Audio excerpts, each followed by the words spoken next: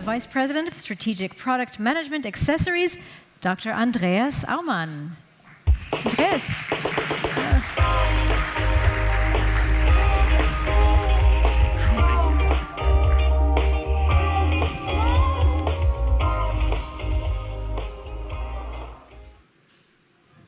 Good afternoon. It's my great pleasure to be here and talk about premium customer perspectives on charging. I'll try to put us a bit into the shoes of our customers, of our drivers, of our EV users here. Driving user experience and innovation via standards. What we're trying to do at BMW and what we are, I might say, quite successfully doing right now is providing a premium charging service based on an open network. And that only works through standards. And to make the user experience great, there is a technology around the corner, or maybe in the market already, with plug and charge. And we're going to show today one example how standards-based, ISO standard-based plug and charge can be enhanced and can provide an enhanced user experience. We'll get to that in a minute. We've heard it earlier today.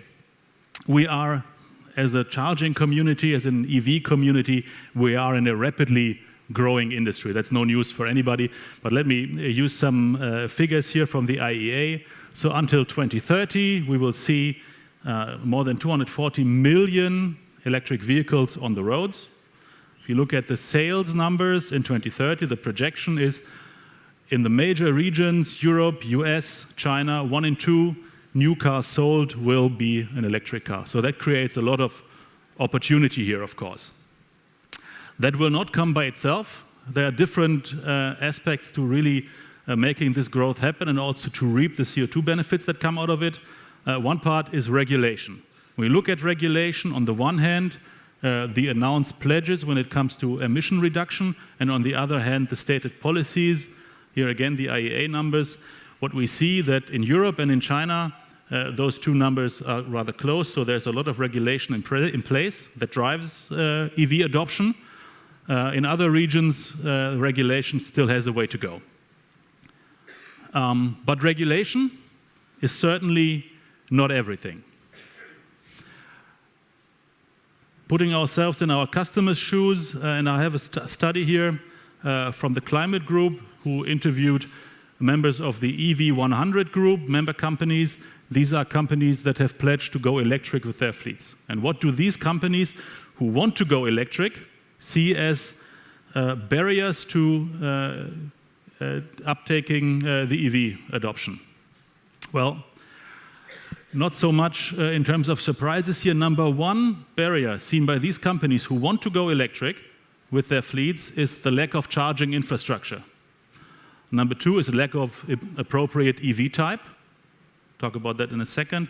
Capital cost of EVs, I will not talk about. This is a bit of a specific thing for fleet operators. Operational change impacts, that means what do the users of electric cars have to change in their way they use their car compared to a combustion engine car to actually use the car. And then we have some policies which we've covered already. I will focus on those marked three: charging infrastructure, EV types, and operational charge impacts. That means how user-friendly is it to go electric, actually. First, the good news is lack of appropriate EV cars. I think that problem is solved, or will be solved in a very short time. Looking at BMW, we have 7 fully electric vehicles in the market as the BMW Group. That will grow rapidly next year, and already next year, 2023, we will have at least one fully electric offer in 90% of the segments we serve. So for a BMW customer, lack of appropriate EV type is a thing of the past, right?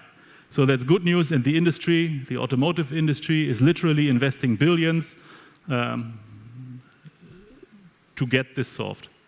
So I think we can make a tick in the box here. When it comes to lack of charging infrastructure, the picture is a bit more, let's say, diverse, right?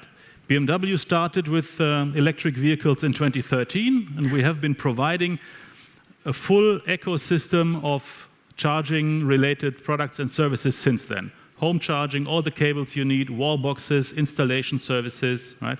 work charging. BMW runs one of the biggest work charging installations in Europe, 5,000 charge points, 1,000 of which are doubling as work charging and public charging.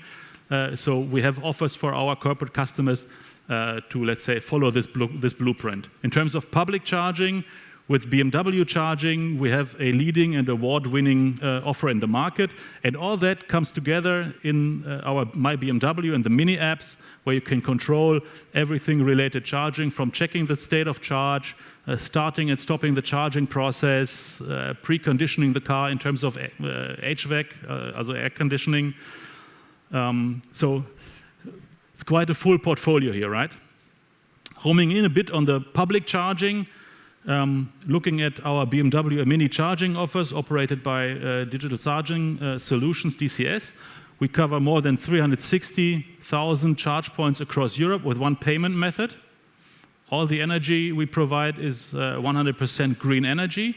In 29 countries in Europe, we offer fixed prices. That means one price for AC charging, one price for DC charging, typically per kilowatt hour. Only in some countries there are other regulations, and one for charging through our partner IONITY. So that's a very simple pricing structure here. And this is also covered with the new car sales process. You get the charging contract with the car, and it's fully integrated, as I said, into the app. So everything's great, right? Well, what about scale and innovation? We talked about scale quite a bit already this morning, and scale, innovation, and quality are three things that I would like to focus on now. I showed the more than 240 million EVs on the world's roads in 2030. What does that mean in terms of public charging? Well, it means we need about 15 million chargers to service those cars, right? And if we just linearly extrapolate to 2030, it's only 8 years, so maybe fair to do that. We would have to build in the world roughly 4,000 chargers a day, right? 1,500 of which should be fast chargers. And we as an industry are falling short by about achieving a third of that. So we are very much behind in terms of the creation of the charging infrastructure. And everybody who drives electric cars, I think, has felt that the charging stations are getting more crowded, right? And the reason is that the car park grows much faster than the infrastructure right now. So scale is important. We've heard that earlier today, and I think it's absolutely true. It can be a barrier for the uptake. The cars are there, the customers are there. Now we need to make sure that the infrastructure is there as well. And this is, of course, for this company, the source of revenue in the industry. Scaling must come with quality. When we look into our data and we monitor very closely how the charging works in terms of is the charging session successful, we find that up to 15% of charging sessions are unsuccessful. That doesn't mean that at the end of the day the customer cannot charge. Maybe there's a second try. Maybe there is the card doesn't work, but the scan and charge or click and charge works. But about up to 15% of charging events are unsuccessful, and that is way too much, right? Of course, we use this data, and we will continue to use the data to route our customers to charge points where we see a high chance that the charging will be successful. So what I'm saying is quality drives utilization, right? And this, we're getting more into finding the right charge point in a minute, but finding one that will work is, of course, at the highest priority here. And the success rates, they differ a bit between CPO. We also monitor that on a, let's say, site level. And there are interoperability issues that we as an industry need to solve. At BMW, we roll out millions of software upgrades to our cars every year. So the cars are pretty much on a unified standard, at least car by car.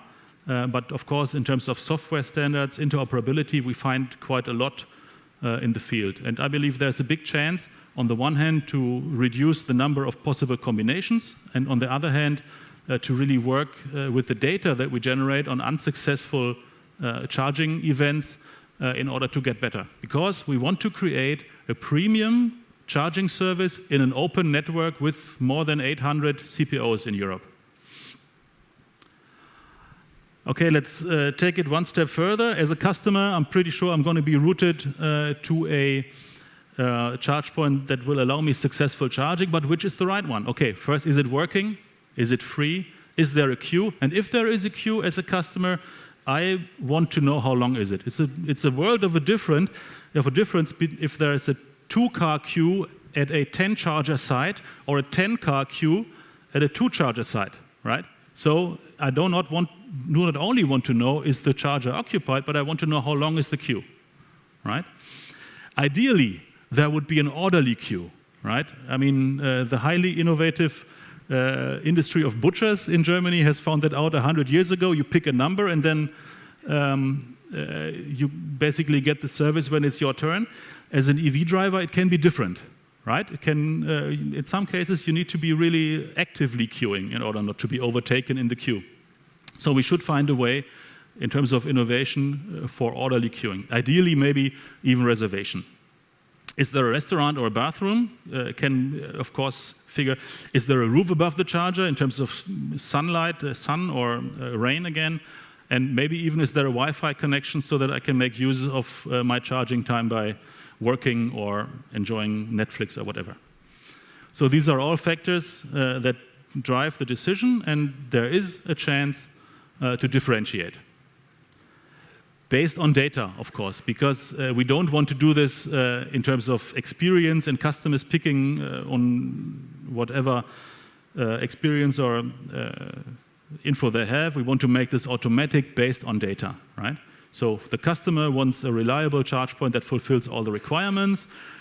A CPO wants utilization, I understand that. Yeah? And my pledge is if we treat our customers well when there's high utilization, they will come back when they have the choice, right? So utilization is certainly important.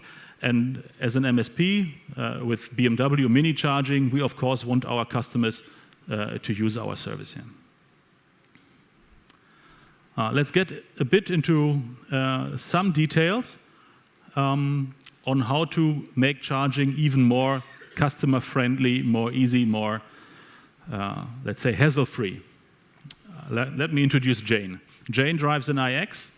She loves her car, and she charges publicly with BMW Charging.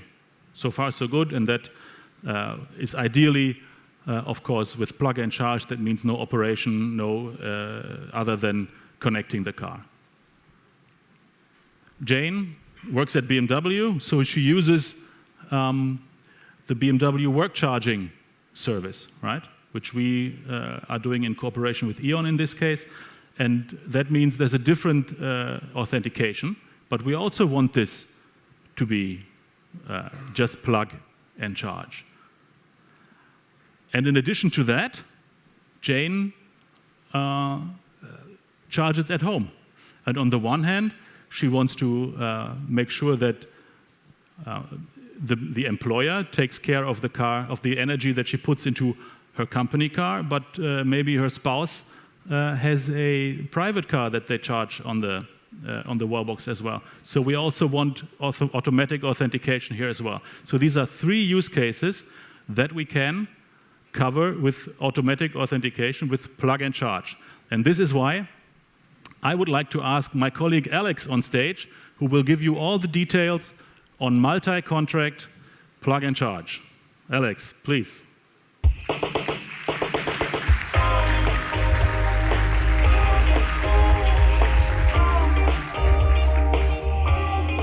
Thank you, Andreas.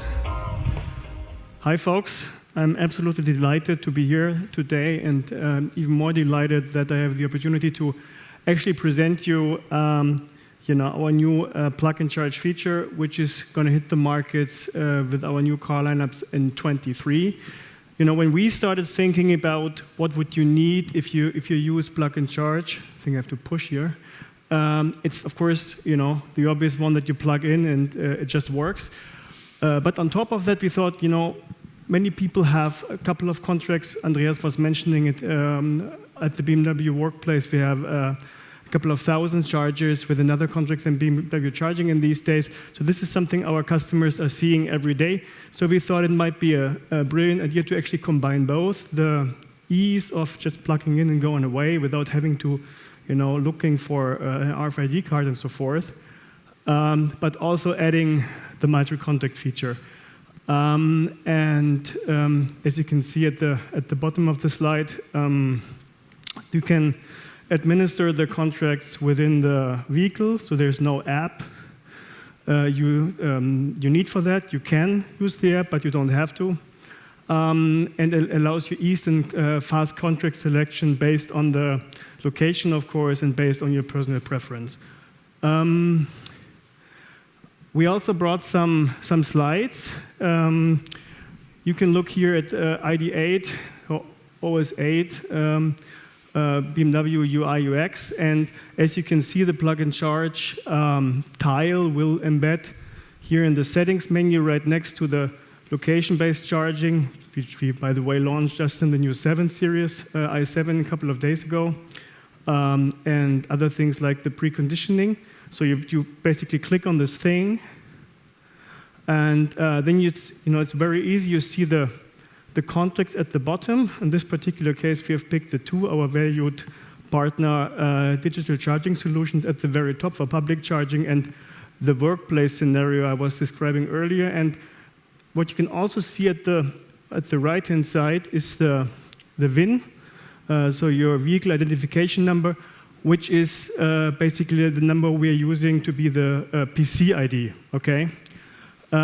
So you can basically look at this thing, and then you can, of course, pick a contract. At the very beginning, you have to download it first. And then once you've done that, actually, there's the check mark. It's getting activated. At the very top, you see the green enabling button, radio button, was moving to the right, and you see it checked with a check mark, and you can take it from there. You plug in, you go, it works. If you want to change it, here's another contract. You can download also this contract to the car and do basically the same thing. Once they're downloaded, of course, they're in your car. You can just use them, and the car doesn't have to be online connection, all right? So it's even in like parking structures, there's no need to have an active connection to the internet. Yeah, you can see you can toggle around. You can, of course, delete the contracts. I think the question, how are the contracts getting into your car, is easy to answer. Once you sign up for a contract and the contract is plug and charge enabled and it's getting tied to your car, to your VIN, it's just showing up there as long as it's in their object pool. And as you can see, it's easy for the customers to basically pick the contract he, she needs.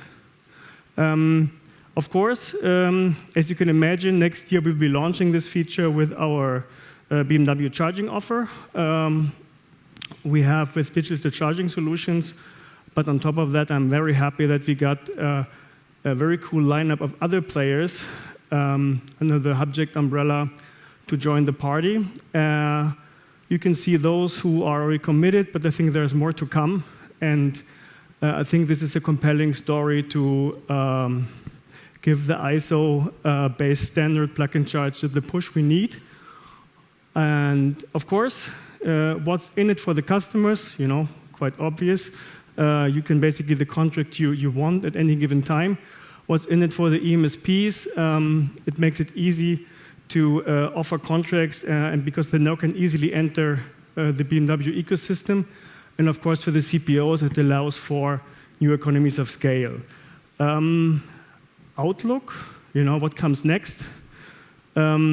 We will be able to pick and change contracts on our app. So once you're not in the car, you sit on your couch, nothing else to do, no soccer on TV, you do that.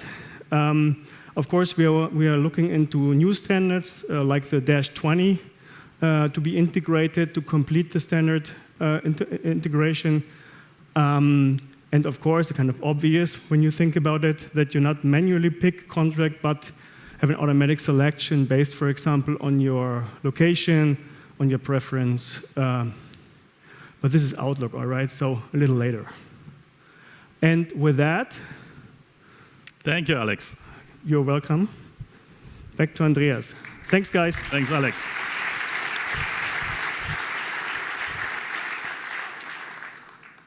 I think this is a great example how we can achieve superior customer experience based on standards in an open ecosystem, right? And this is what we want to do. But this is, of course, not the end of all the use cases. The technology, the standards are there. We can do more with it, I believe, right? When we look at what's next, maybe the next big thing or one more thing, we currently are making very good experiences in our bidirectional charging project. It's a project that we do. What we believe is bidirectional charging, or even, let's say, the first step, time-controlled managed charging, right? This will work when the car is connected to the grid and the car is basically steered out of the cloud. And in order to achieve this, it's absolutely necessary that the standards are so that the check-in works. And that means if we make it easier for our customers to just plug the car in and then we provide the value-added services on top of that, that will be a road to success also in bidirectional charging or in managed charging earlier. And of course, this is a cross-industry topic to be solved. Nobody can do it alone. We as a car manufacturer, we are not energy traders, but we do take care of the battery. We own many of the batteries because cars are leased. And of course, we want to make sure that they are operated in the best possible way. And on the other hand, we want to make sure that our customers get the mobility needs that they want. And at the same time, we want to participate in this kind of market. So if you want to talk about this, find me later today. Let me summarize. So we've shown that there is bright future when it comes to public charging and the charging business. The cars are there, the demand is there regulation-wise. We need to make sure that we scale up quickly. We need to make sure that while scaling up, we maintain and improve the quality. Superior quality is a key differentiator here, and we can achieve it through data exchange, of course, across the value chain. We need to work together on the quality problems, and we need to work together on solutions for this. And interoperability is the main source of value here, let me put it this way.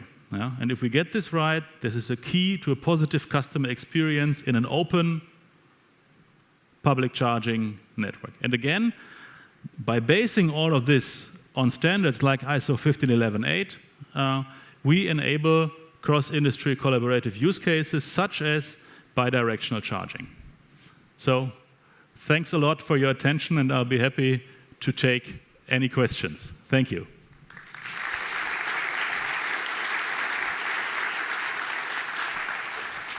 So thank you very much, Andreas. We do have just about 6 minutes for questions, and I know several have already sent them in, so why don't we just pull up our first question. It comes from Philip. Do you think that most automakers will adopt the EMP role to retain customers within their own ecosystem and mobile apps? I cannot speak for other automakers here, but I can say that we are happy with the setup that we have with having a BMW and Mini charging EMP product in the market that represents our brand and that we deliver through DCS. Okay, we have another question. Should I call Alex also back on the stage? Yes, please. Yeah, Alex, you know what? Why don't you come back up as well? I need Alex. Exactly. We need to hear from both of you. So our next question asks, what is the plan of BMW to provide priority access to charging infrastructure for premium cars, if any? That's an interesting question to be discussed, right? I would not necessarily say provide priority access for premium cars. I think it's a good thing that we have a one network and not a set of networks, right? It's particular in Europe. But if customers are willing to pay for, let's say, convenience, we should find a way. Okay, maybe we can take a look at another question. From Philip, how do you ensure 100% renewable energy share for e-roaming charging as an eMSP across the 360,000 charge points network? That's a good question. I would say we ensure this through the respective contracts. And if you know the details, please talk to Jörg Reimann and his team from DCS. Okay, short and to the point. Next question. From another Mariana, so someone who shares my name. She asks, are you willing to lose the client's ownership so that your clients have a better integrated experience? Well, we are working hard to provide our clients, our customers, with the best possible experience in our ecosystem. And I hope it will never come to that, because Alex and his team and others in the company are working really hard to provide the best possible customer experience. And we are ready to be challenged here. And I think we have a very good award-winning offer in the market right now. And let's see that we keep it this way. Okay, did we have another question? We do. So Zishan asks, will you open your plug-and-charge functionality for third-party eMSP B2C apps? I mean, in general, plug-and-charge at BMW is first and foremost tied to the car, right? So the certificates are basically in the guts of the car and strongly secured. But you can administer them with, for example, the app. And if the question is about that, I think not necessarily. I think it's part of the BMW ecosystem. But as you may know, I mean, certain companies out there are using our APIs to make certain things work. But of course, we consider it as part of our product offer. So we're not really planning on opening it up. But there are certain interfaces that are actually being used right now. And we haven't really dialed them down, so I wouldn't say we support it, but I'm also not saying we basically going to kill it. Okay, we have another question. You can pull that one up. This one is from Andrea, who asks, it seems there is a challenge between OEM and EMP for the ownership of customers. What do you think about that? Well, if I think about the BMW system, I mean, we have our EMP, the EMP role, or the EMP service with BMW Charging, and that is, I believe, a very good offer to our customers. There can be situations in which additional services make sense. The city of Paris comes to mind with specific tariffs for inhabitants of Paris and guests and everything. So it can be really complicated. But of course, we want to keep our customers in our system again. But that doesn't mean it's an open system, right? So maybe just one more question that was sent to us earlier. Is BMW's plug-and-charge feature also planned for outside Europe? Yes. Of course, we're going to be addressing, we're going to be using the standard where we can, right? It doesn't make any sense to put something else out there. As you might know, in some important market of ours, plug-and-charge is not a thing. But in others, for example, naming North America, for example, of course, we're going to pull through with the implementation with other partners and some known partners. So yes, in all markets where we can push the standard, we're going to use it. In markets where we can't use the standard, we have to do something else. But if we can use the standard, we're going to use it.